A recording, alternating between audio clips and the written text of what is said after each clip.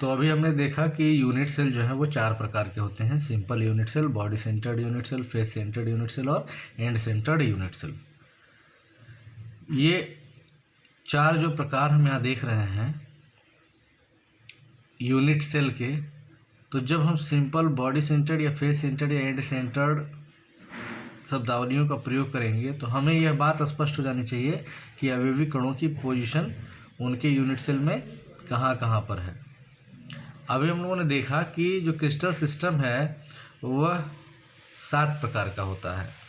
Cubic crystal system, rhombohedral या trigonal crystal system, tetragonal crystal system, hexagonal, monoclinic, triclinic और आर्थोरोम्बिक प्रकार के, ये 7 प्रकार के क्रिस्टल सिस्टम होते हैं।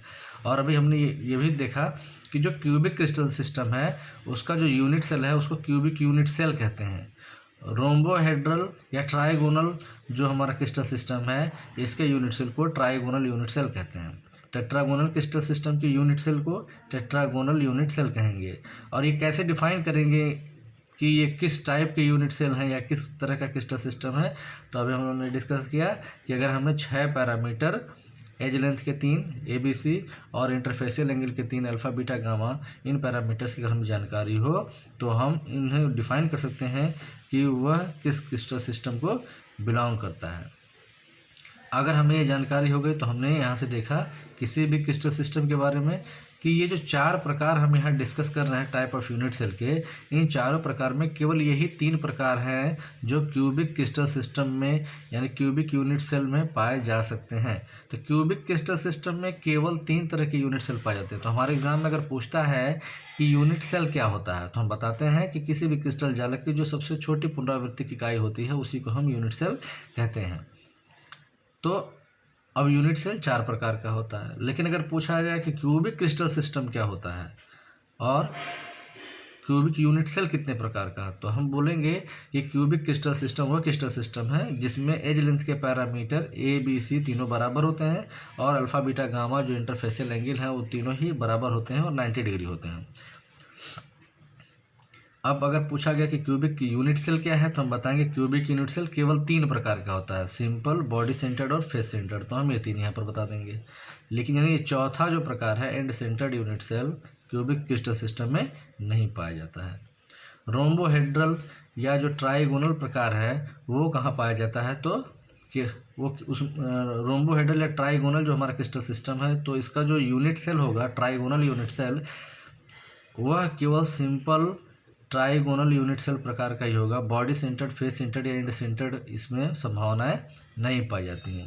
यानी कुल 4 तरह की ये संभावनाएं हैं यूनिट सेल में कि अवयवी कण कहाँ कहाँ पर पाए जा सकते हैं।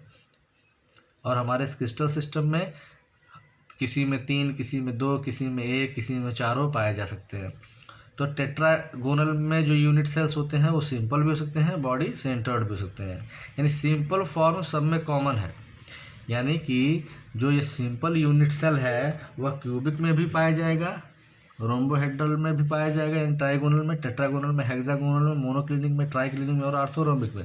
7 तरह के क्रिस्टल सिस्टम में ये सिंपल वाला जो फॉर्म है यूनिट सेल का वो जरूर पाया जाएगा। यानी कि जो हर एक का यूनिट सेल होगा उसमें अवयवी कण उनके कॉर्नर्स पर ही केवल होंगे।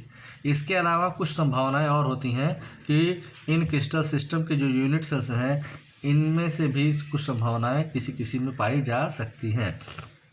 तो हम उन्हीं को देख रहे हैं कि टेट्रागोनल में कौन कौन सी संभावना है, तो सिंपल और बॉडी सेंटर्ड यानी केवल यही 2 प्रकार पाए जाएंगे टेट्रागोनल में। हेक्सागोनल में केवल सिंपल यूनिट सेल पाया जाएगा, ये सारी तीनों चीज़ें नहीं पाई जाएंगी। हेक्सागोनल जो यूनिट सेल होता है वह बॉडी सेंटर्ड, फेस सेंटर्ड या एंड सेंटर्ड प्रकार का नहीं पाया जाता है। मोनोक्लिनिक में हम देखते हैं सिंपल और एंड सेंटर्ड है। तो एक यहाँ पर हमें एग्जांपल मिला कि सिंपल यूनिट सेल के अलावा, सिंपल तो सब में पाया जाएगा, तो केवल एंड सेंटर्ड किस में पाया जाएगा, तो एक मोनोक्लिनिक ऐसा एग्जांपल है कि सिंपल के साथ साथ केवल एंड सेंटर्ड वाला है। सिंपल के साथ साथ बॉडी सेंटर्ड वाला कौन सा है, तो टेट्रागोनल एक ऐसा एग्जांपल है जिसमें सिंपल के साथ साथ बॉडी सेंटर्ड भी पाया जाता है।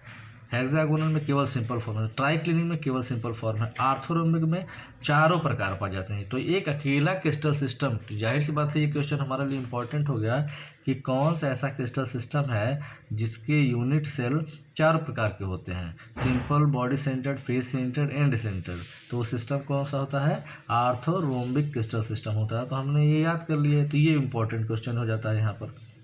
तो हम इसे याद कैसे करेंगे, इसको जरा देखते हैं। तो हमारा सीक्वेंस तो वही है, पहले क्यूबिक, फिर ट्राइगोनल, टेट्रागोनल, हेक्सागोनल, तीनों गोनल एक साथ कर दिया, और भी इंक्रीजिंग ऑर्डर में ट्राई, फिर टेट्रा, फिर हेक्सा, 3, 4 और 5।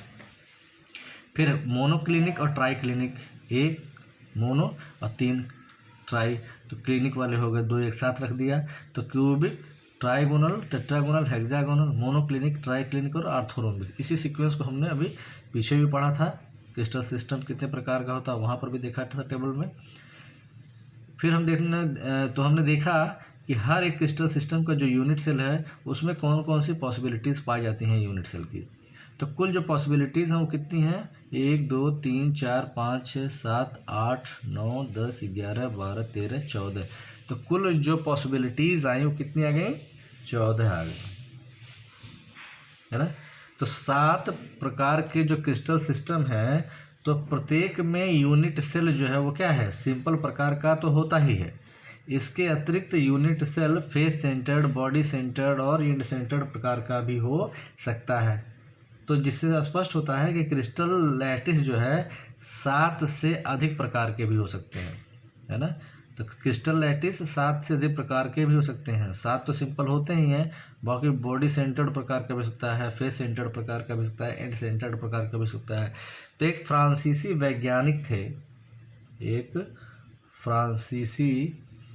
वैज्ञानिक थे जिनका नाम था ब्रेवे। इन्होंने यह सिद्ध कर दिया कि जो हमारे 7 तरह के क्रिस्टल सिस्टम हैं उनमें कुल 14 प्रकार के क्रिस्टल लैटिस की संभावनाएं हैं। तो कुल 14 प्रकार के क्रिस्टल लैटिस संभव होते हैं। 7 प्रकार के क्रिस्टल सिस्टम में कुल मिला करके ये 14 जो संभावनाएं हैं क्रिस्टल लैटिस की, इन्हीं 14 प्रकार की संभावनाओं को कहते हैं ब्रेवेज लैटिस।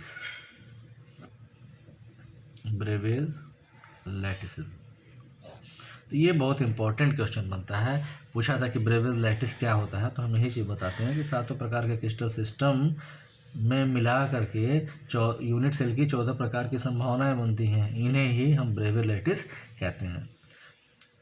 ठीक है, तो ये बात स्पष्ट हो जाती है। तो हम इस चार्ट को याद कर लेंगे, तो ये हमारे लिए हमेशा के लिए ये डेफिनेट हो जाएगा कि सॉलिड स्टेट से ये वाला जब क्वेश्चन कभी पूछा जाएगा कि किस सिस्टम में कौन सी संभावनाएं यूनिट सेल की पाई जा सकती हैं, तो हम यहाँ से बड़े आराम से इसका उत्तर दे सकते हैं।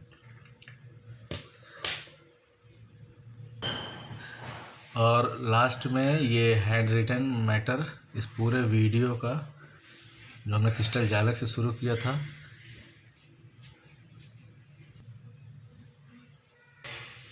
अब आपको करना क्या है, इसका स्क्रीनशॉट लेकर इसे अपने नोट्स में लिख लीजिएगा कॉपी में। एग्जैक्टली ऐसे ही आपके बोर्ड परीक्षा में प्रश्न आते हैं। इस टेबल को ऐसे ही ऐसा जो सीक्वेंस बताया गया उसी तरह याद कर लेंगे, और इसको लर्न करने के लिए इसको अपनी कॉपी में, रफ कॉपी में कई बार लिखिए। कई बार लिखेंगे तो ये चीज़ याद हो जाएगी।